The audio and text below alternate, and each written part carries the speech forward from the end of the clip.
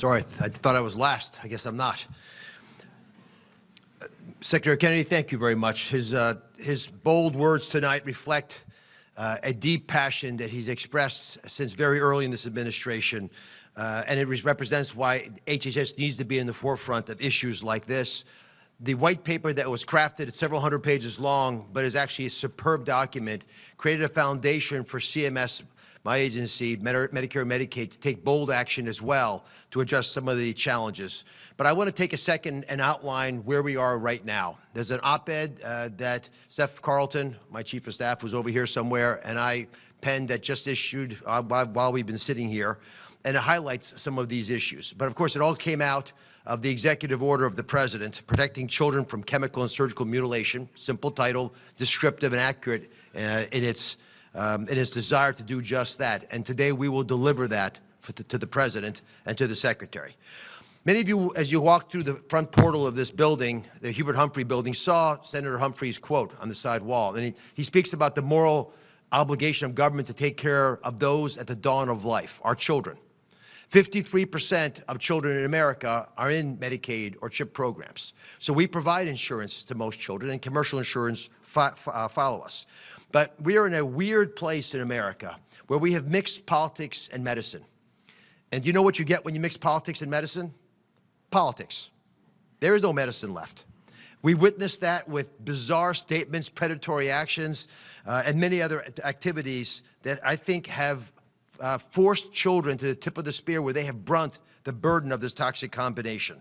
We've been told that permanently altering bodies of children, and the children are told this as well, will bring them lasting peace. But few have achieved the inner peace promised by these charlatans, and the talking heads, the media personalities, the social media posts, all these have created a dishonest narrative.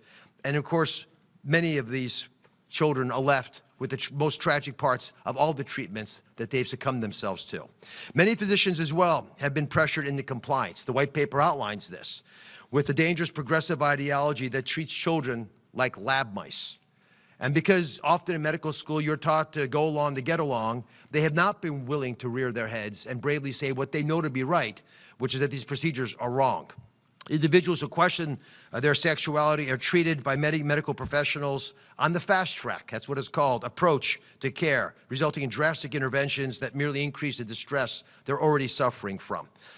Under politicized medicine, people suffer long-term consequences. Let me go through the three major categories. Puberty blockers, reduce bone density, alter brain development, which is a real problem when you're 11, 12, 13 years of age, and disrupt sexual function for the rest of your life, oftentimes. Cross-sex hormones cause irreversible changes, including infertility, loss of sexual function, even cardiovascular issues, as well as long-term endocrine problems. And of course, the surgical interventions where you remove healthy organs, despicable and reprehensible as it is, permanently alter appearances and destroy children's lives. So let's talk a moment right now about the big question.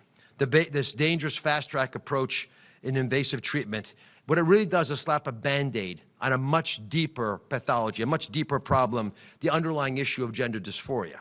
It denies patients the opportunity to be seen for who they really are. The doctor can't look them in the eyes and treat them like a child that's confused and lost and needs help. They become an opportunity. They become eventually a victim. Reasonable evidence-based objections that a child's confusion might resolve over time have been ignored, even though it makes common sense, and it turns out from numerous studies now in Europe to be true. Again, we outlined these in the op-ed. And this is not how clinicians respond to the care of other pediatric issues, but it's how we respond to pediatric adolescent mental distress.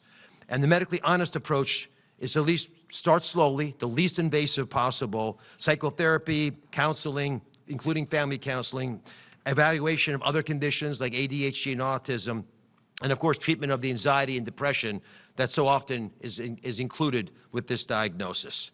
There's lots of reasons we're having this problem. Social media is obviously a concern. There's been an explosion of discussions within children's groups about these topics.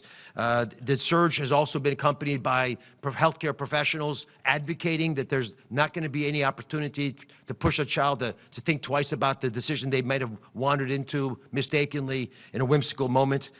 And 57% increase in suicide rates over the last great data we have, which is from the teens, is also a concern. with teenage children bearing the brunt of this. American taxpayers should not have to foot the bill for ideologically driven experiments on our nation's youth, and hospitals that we deem must meet the minimum quality standards of care and safety should not be conducting these experiments when we know so little about what is happening with our youth. Now the important part.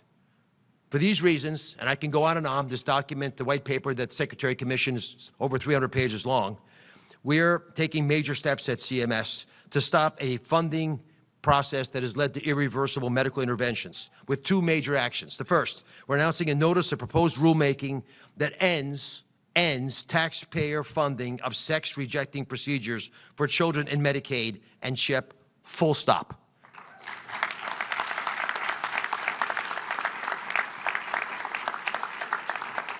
We don't provide health care to every child, but at 53%, we've got most, and we're not going to let taxpayer money go to hurt these children, and those children will no longer be hurt with this ideology. We know that inflicting these procedures on young people costs them and the Medicaid system countless dollars, not just in medical bills, but also all kinds of downstream issues, while providers reap the rewards. Too many providers inappropriately profit from carrying out these destructive procedures, and I'm just going to go through this grotesque laundry list of prices just so you're on the same page with what Secretary Kennedy started teasing at. According to a 2022 JAMA data, so it's very recent, the typical vaginoplasty, a procedure a child does not need, costs $60,000. Shockingly, a phalloplasty, the creation of a penis, costs on average in America, according to this data, high quality, $150,000 per child. I do believe, with doing some work, that these prices have continued to increase with increasing manufactured demand. And I must point out that the creation of a vagina, in that case of a phalloplasty, or a scrotoplasty where you add testicles, that's extra. This is a pathology that has afflicted the medical profession. It is shameful that clinicians have profiteered off this. I do not understand how it could possibly have been tolerated by the leadership of these institutions, but it will no longer be funded. And I can tell you, if they're so diehard desirous of helping children and they don't get paid, the question is, will they do these procedures? And I think we know the answer.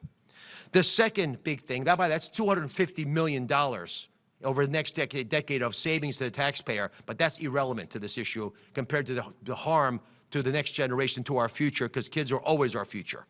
Second, to reinforce the need to protect our children, we are announcing that certified Medicare and Medicaid hospitals, pretty much everyone in the hospital in the country, will no longer be permitted to perform certain sex-rejecting procedures on children. Any hospital that does offer sex-rejecting procedures to vulnerable populations of pediatric-age kids will no longer be able to participate in the Medicare and Medicaid program.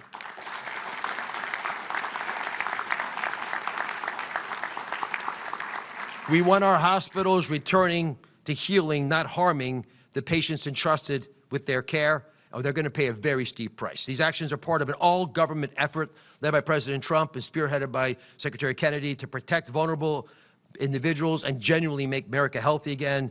This is not just smart, science-based health policy. It is our moral duty, as Senator Humphrey mentioned 50 years ago.